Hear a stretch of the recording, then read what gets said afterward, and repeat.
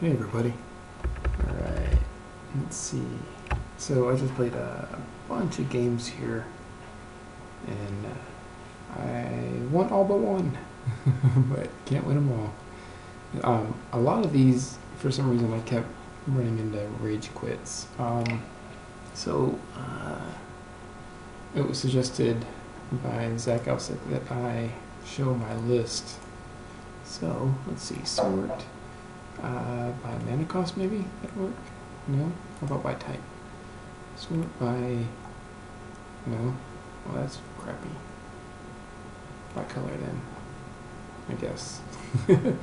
So, right now I'm testing 3 Ancient Stirrings, 1 Grid. I cut down my discard to 5. I still have 1 Surgical Extraction main. I also started running 1 Basic Forest, 1 Basic Swamp, and I'm running 2 Abrupt Decays now. The rest of the list is pretty stock. 4 of each, a Mill Rock, 4 Lantern, 3 Spellskite, 4 Bridge, 3 Pithing Needle, and I am running 1 Pyrite Spellbomb. So I got a Pyrite Spellbomb and another Grid in the deck. These Noxious Revivals have been great. And so my sideboard is over here. For the first couple of games, actually, this Pithing Needle right here was a Sunbeam Spellbomb. I swapped it out for a Pithing Needle after the Tron game. But yeah, so here's my sideboard. This has mostly been burn matchup for Tron or whatever. For Ancient Grudges and the Snapcasters for Artifact Destruction. The Seal is extra guarding against... it helps with Affinity and any other artifact or matchups, and it's a good throw-in for if I expect Stony Silence at my opponent's sideboard. Pyroclasms for the aggro matchups and Grudge. So here.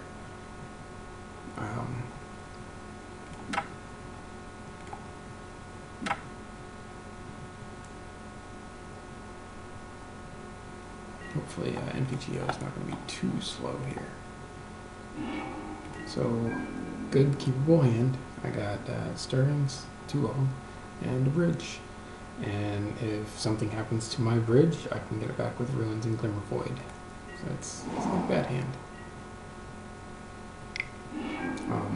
Opponent suspends a, I forget what that's called, Search for Tomorrow. And I was like, oh, that's weird. I guess I'm playing against Escape Shift. But no, I'm playing against somebody who's main decking Chalice of the Void, one of the worst cards for my deck. It shuts down so many cards in my deck, but it does not shut down Ensnaring Bridge.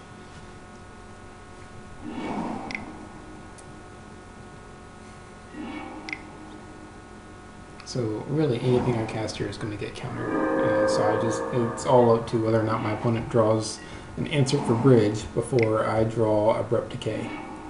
So right here I'm just trying to play my hand out, not taking too much damage while keeping cards that are going to be good if I do draw an Abrupt Decay. So I don't want to play my hand out too much, because if I draw a Decay it'd be great to be able to play these.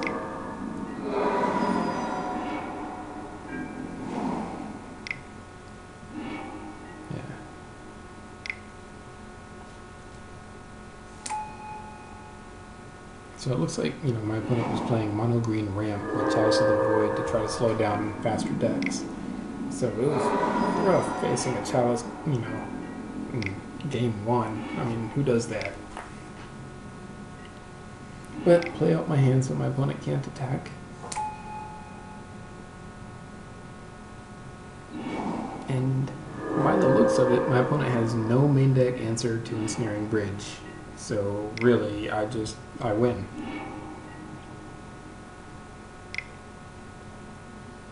And if they did have a main deck answer, they can only answer one of them, because I draw a second one.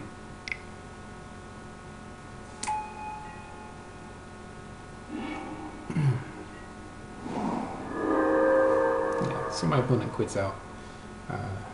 Like I said, I'm assuming no main deck answer to Bridge, and it's just waiting until I draw an Abrupt Decay, and that's it. So that was a quick one. I'll go ahead and do another one real quick. let's see, 10-2. Another person who quit. I'm going to put all the quit videos into one video. It's happening a lot more often lately. So I keep it because I have the Glimmer Void, and I can do a turn 1 and turn 2 Inquisition, and I can draw a variety of things, which will be great. The Inquisition should be able to slow down my opponent far enough that I can draw into whatever cards I need, and if anything happens, I can knock to Survival, or I can Revival to slow down my opponent even more. But I mean, I can see how some people might say it wasn't a good keep, but you know, it works out. So it turns out my opponent is playing Merfolk. It's kind of poopy. My opponent took out my only black source, but Stirring Spore Bridge. And Merfolk doesn't really have an answer to Bridge game 1.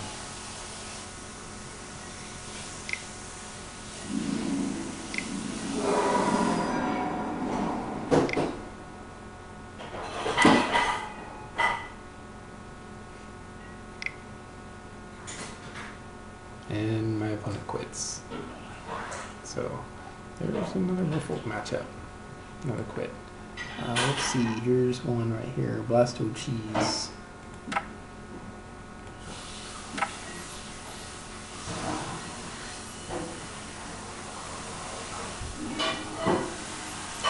So this one, a questionable hand because of that Glimmer Void. I have a lot of discard here, but if I need to play that needle first turn if I don't draw a land, or I don't draw an artifact that costs 1. So it's a very questionable keep, but I was happy with it.